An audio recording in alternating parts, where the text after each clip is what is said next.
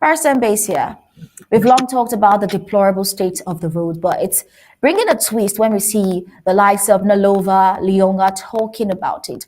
What would you think? Is this another political theater going on here, or would you say it's a real concern for her to speak about it? No, it can never be a real concern. Never a real concern. It's a political theater on the other hand. See, because what you hear Nalova saying there's more than she said about the roads. In addition to saying that the roads were bad, she said this was my first time of coming to Bamenda. That's her first time coming to Bamenda. Remember this. Who is Nalova? She is the Minister of Secondary Education. When did she get office? 2019, 7 years ago. And they have been talking about the Amazonian War. Call it anything they call from Yaoundé. The people are most affected by that war include secondary schools, hundreds of which are found in the northwest, they call it. Then what they call the northwest, which includes Bamenda. In Aluva, earlier, at the peak of the thing, the teachers were afraid. It was unsafe for teachers to go to school. She sat in Yaoundé and said, every teacher who feels unsafe, she asked for transfer and leave. Talking to the teachers in the northwest and southwest. She is the Minister of Secondary Education. For 7 years, she has not put foot there. For 7 years, she has not felt the pain of what her teachers, her pupils, everybody connected to secondary education has been feeling. You cannot call that a theater now. It is masquerading. Of course, that's the truth. But that's what people have been living under for the past several years, for the past 60 years. That's what Bamenda has been. She's a government minister.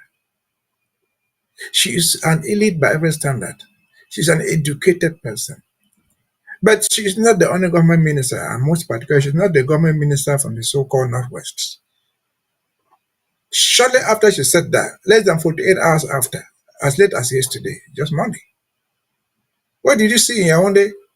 We saw the very government ministers in Yaoundé from the Northwest streaming into the palace. To do what?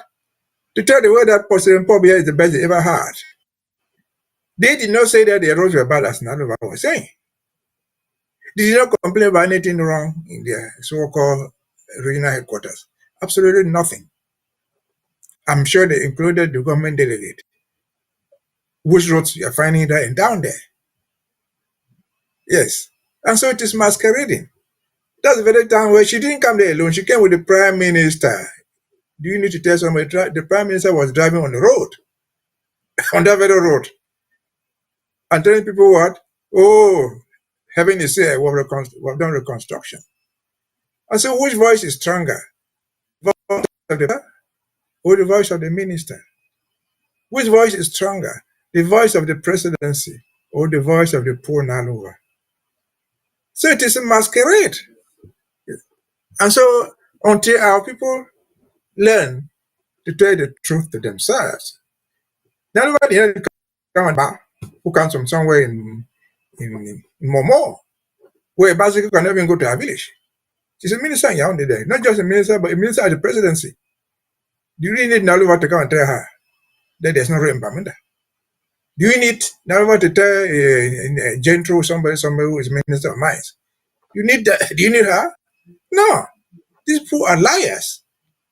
They are accomplices to their own suffering. No, they are accomplices to their own suffering. How many of them live in Bamenda? They come there in armored cars or come in helicopters. That is Bamenda.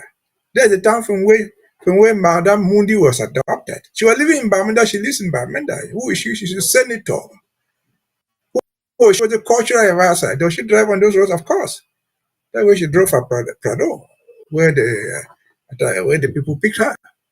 And so again, this is political machination. They went to Bamenda not to do anything. They went to Bamenda to start a campaign. And that to give an excuse. You say the roads are bad, so that the Prime Minister will say, yeah, we're taking care of it. And what did the Prime Minister say? He stood there and said, well, we've just finished the road going to Munda. It's almost done. We're going to Bambili, the road is almost done. And 24 hours after that, the trooped to the presidency in Yaoundé. Oh, President Paul Biya is the best. Oh, the CPDM is the best we've ever found. Vote for him for the next 7 years. I'm sure when did you vote for him? After 7 years. Nalova will come back there and still find the roads worse than what she said she found in 2025. And so it is political machination. It is political stupidity. Because you don't need to tell anybody that. You didn't need to go there to know the roads are bad. How many accidents have occurred in Bamenda? How many reports do they have from Bamenda, from the governor, from the government delegate, whatever thing they call it there? They know those things. So putting that thing that, well, this is the best, the worst I've seen, was simply to lay the foundation for what the prime minister had come to do. To tell people normalcy is returning, to tell people who have taken money from the Islamic Bank to fix this very road, which Nalova was saying doesn't exist. To do what? To open a football stadium with 345 seats, which is not even off to a hall in the high school here. And so it's a political campaign.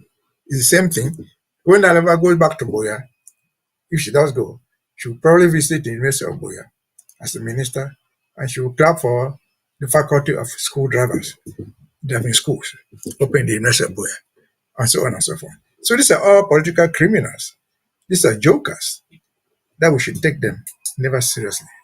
They are naked jokers. And so she is not different from Gentro. She is not different from any other politician.